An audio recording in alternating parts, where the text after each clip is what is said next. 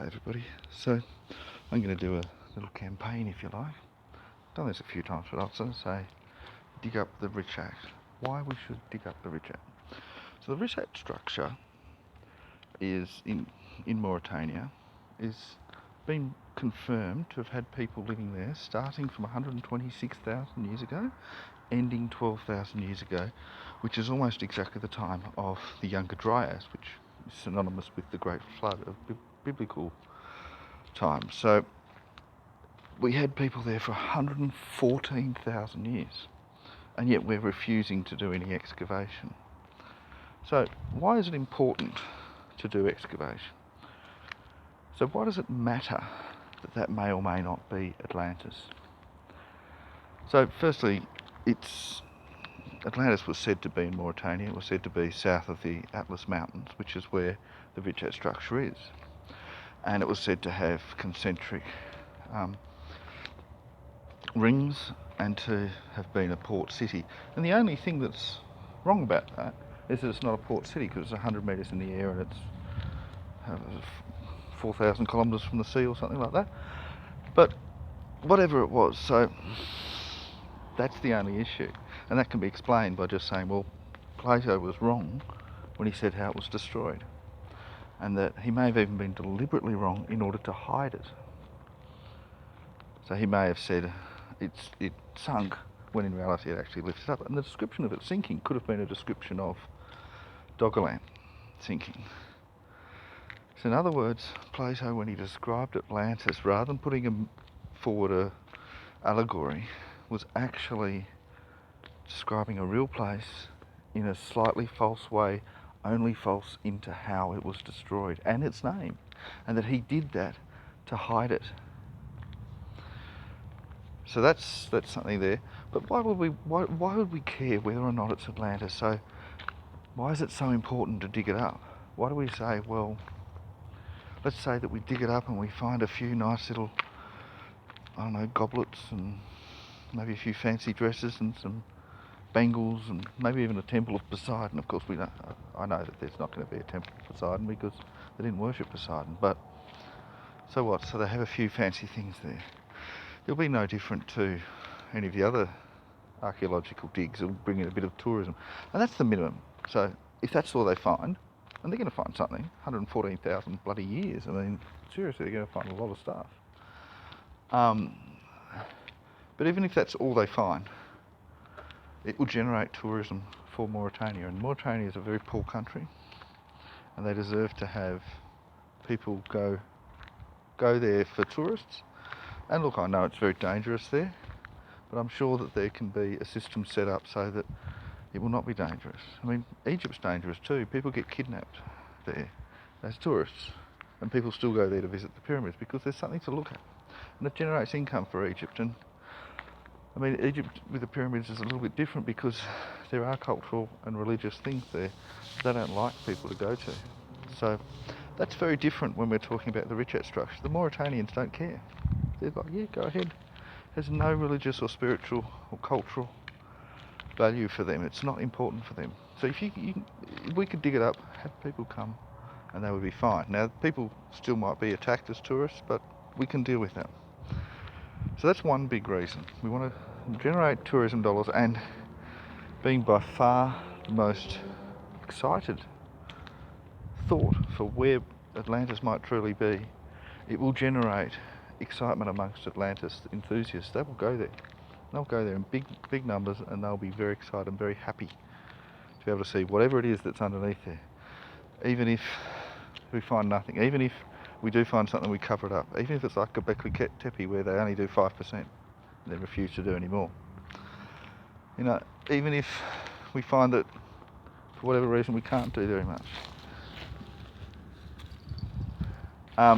you know, it's going to provide a lot of money for them. So that's one big reason. But let's think of something more important than that.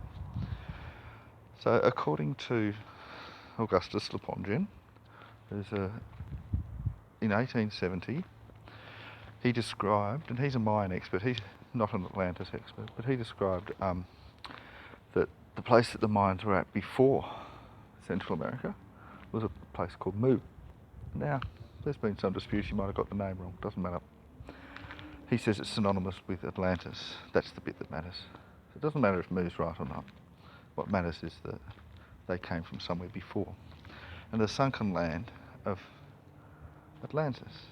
And if that's where they came from, and we know that the Mayans are a much older civilization than when they first came to Central America. They came there before anyone came from the north. They did not go there by foot. They got there by boat, and they were there for about 3,000 years before the people came to North America. So, and we know they came from boat, and they must have come from a very long way away. So,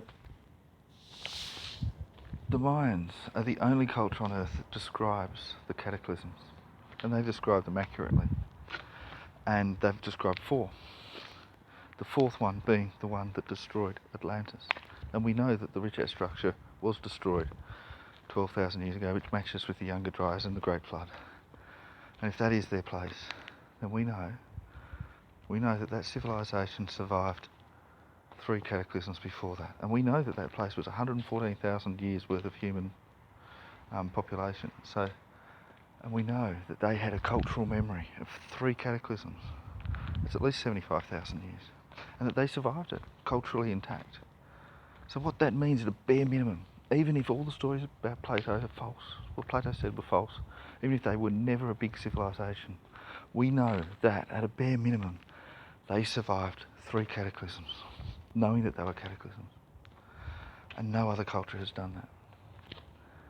No other culture has survived any, not without some significant loss, not without being mostly wiped out. So they survived 3.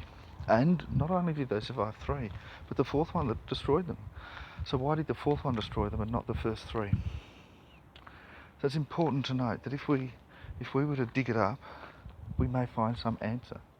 We might not, but we might find some answer. Firstly, how do you survive a cataclysm? And secondly, why didn't it work in the 4th one? So if we find, for example, we might find some pyramids under there. If we find some pyramids under there, whether it's a gigantic one or a few smaller ones, or lots of them, if we find that under there, certainly enough room for a pyramid, then we'll know that our theories about the pyramids being started in Egypt would be false. And we would have a completely different rhetoric about what pyramids really are. And if they are, of course, things to create wireless electricity power generators, then there you go. And that wouldn't automatically prove that the Atlanteans made them or that the Egyptians didn't, but at least we'd have a bit more of a hint. If underneath there we found giant spaceships and planetary defence systems, then we'd have some kind of a hint as to what really caused the cataclysm. And if we then find some sabotage to the planetary defence systems, then we know why the 4th one failed. And if that sabotage is something so amazing that it could only have been done by a powerful being like the Anunnaki, and the Anunnaki claim to have caused it, then we would know what that cataclysm literally was. So there's a lot of reasons to go down there, and also, so we have all this climate change stuff going on, and that's real, of course it is. So according to the natural order of cataclysms, we should be another 10,000 years away. And if it's coming more recent for some reason, you dig up the Richat, you're going to find, possibly, not guaranteed, but you might find a way to stop it.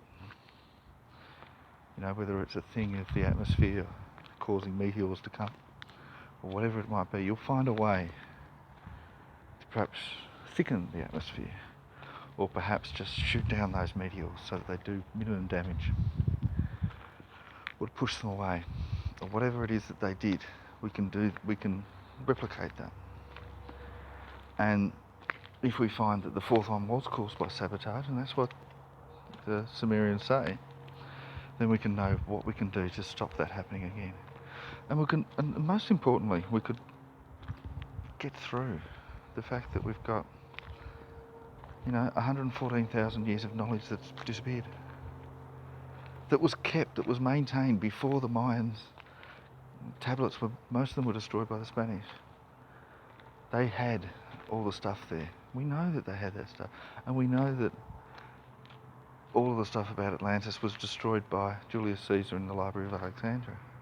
So all the stuff we had was there, a combination of the Library of Alexandria and in Central America itself on these tablets, all destroyed deliberately. The last spot which could have it all could be in the former Atlantis itself, the Richat structure, and we could find out. Maybe we won't find out everything we want to know, but we can find out a bit. So that's why we want to dig it up. That's why it's important. Anyway, so that's it for my thing today.